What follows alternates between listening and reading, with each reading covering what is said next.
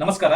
ನಾನು Gangadhar R Doddamani, human rights and anti corruption committee recognised by government of Karnataka, ಮಾನವ ಹಕ್ಕುಗಳು ಮತ್ತು ಭ್ರಷ್ಟಾಚಾರ ನಿರ್ಮೂಲನಾ ಸಮಿತಿಯ ಅಧ್ಯಕ್ಷ. ಇಂದು ತಮ್ಮಲ್ಲಿ ನಾನು ಒಂದು ವಿಷಯ ಹಂಚಿಕೊಳ್ತಾ ಇದ್ದೀನಿ.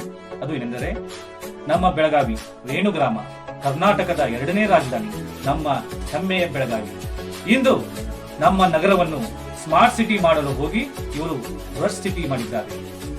ನೂತನವಾಗಿ ನಿರ್ಮಾಣಿಸಿದ ಓವರ್ ಬ್ರಿಡ್ಜ್ಗಳು, Kapileshwar bridge, third gate bridge ಇಂದು ಹಾಳಾಗಿವೆ. ತಗ್ಗು ದಿನ್ನಿಗಳಿಂದ ತುಂಬಿದ ರಸ್ತೆಗಳು, ಅವೈಜ್ಞಾನಿಕದಿಂದ ನಿರ್ಮಾಣಿಸಿದ ರಸ್ತೆಗಳಿಂದ ಅನೇಕ ಅನಾಹುತಗಳು ಆಗಿದ್ದು, ಇದರಿಂದ ಮಾನಸಿಕ ತೊಂದರೆ. ಇಂದು ಜನರು ತುಂಬಾ ತೊಂದರೆ ಅನುಭವಿಸುತ್ತಿದ್ದಾರೆ. ರಸ್ತೆಗಳು ಇಂದು ಸರಿಯಾಗುತ್ತೇವೋ, ನಾಳೆ ಆಗುತ್ತೋ ಇಲ್ಲೋ ಅಂತ ಕಾದು ಸುತ್ತುಕೊಂಡಿದ್ದಾರೆ. ಅಧಿಕಾರಿಗಳು ಯಾರೇ ಅಂತ ಇಲ್ಲ. ಸ್ಮಾರ್ಟ್ ಸಿಟಿ ಅನಿಸ್ತಾ ಇದೆ ಪ್ರಾಜೆಕ್ಟ್ ಫೇಲ್.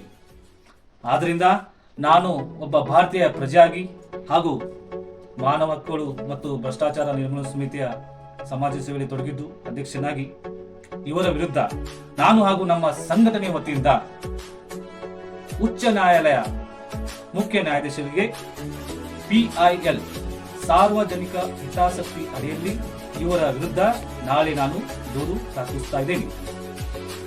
ಆದ್ದರಿಂದ ತಮ್ಮ ಬೆಂಬಲ ಕೂಡ ನನಗೆ ಬೇಕು. ನನಗೆ ಸಪೋರ್ಟ್ ಮಾಡಿ.